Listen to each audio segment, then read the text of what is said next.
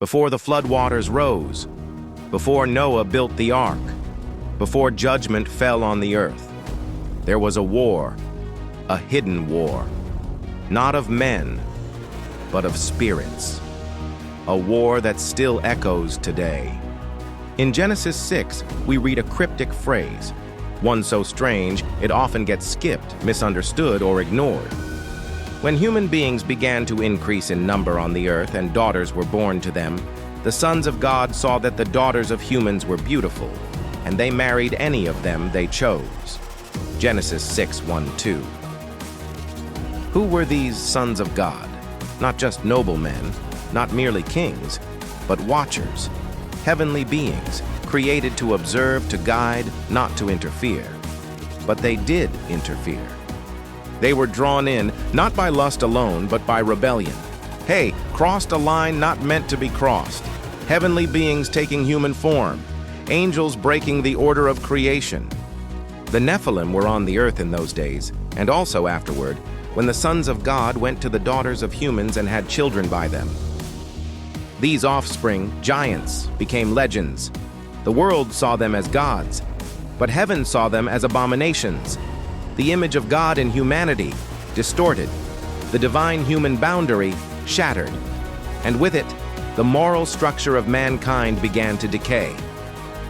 God saw how great the wickedness of the human race had become on the earth, and that every inclination of the thoughts of the human heart was only evil all the time. Genesis 6:5, not just evil, but unredeemable evil, a world infected from both within and without, a spiritual virus spreading through bloodlines and cultures. The Watchers had taught humanity forbidden knowledge, sorcery, warfare, alchemy, enslavement. They had made gods of themselves, offering wisdom, but demanding worship.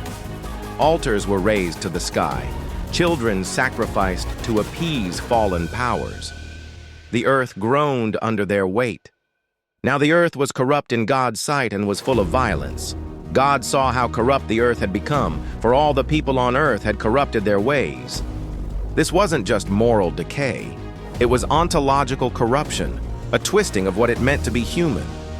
The war wasn't only about good versus evil. It was about preserving the bloodline of redemption. The seed of the woman must remain unbroken. But Noah found favor in the eyes of the Lord. Genesis 6:8. Noah was a righteous man, blameless among the people of his time, and he walked faithfully with God. In a world of hybrids and hubris, one man remained whole, not just genetically but spiritually, a man of obedience, faith, and quiet resistance, a man who listened while others mocked. God gave Noah blueprints, an ark, not merely a boat, but a vessel of salvation, 3 levels, 1 door, a picture of Jesus long before his birth. God's voice echoed, "I'm going to bring floodwaters on the earth to destroy all life under the heavens, but I will establish my covenant with you, a covenant in chaos, a promise in judgment." This was more than a flood. It was a reset of the cosmic order, a surgical purge, not driven by wrath alone, but by mercy, mercy for the future, for you, for me. God destroyed the giants, the Watchers, and the systems of corruption. But the spiritual war didn't end. The fallen ones would return. Their offspring, legends like Og of Bashan, Goliath, and the Anakim, would rise again. But the seed of the woman, the human line of Jesus, remained intact. Today, we don't see giants roaming the earth, but the same spirits of corruption still whisper. The same rebellion still burns. The Watchers are bound, but the war continues. For we wrestle not against flesh and blood, but against principalities, against powers, against the rulers of the darkness of this world, against spiritual wickedness in high places. Ephesians 6:12. The old war has new weapons: data, genetics, ideology, narcissism, self-worship. The enemy seeks not just to harm you, but to unmake you, to twist the image of God in you, to sever the line of destiny God placed in your soul. But the ark still exists.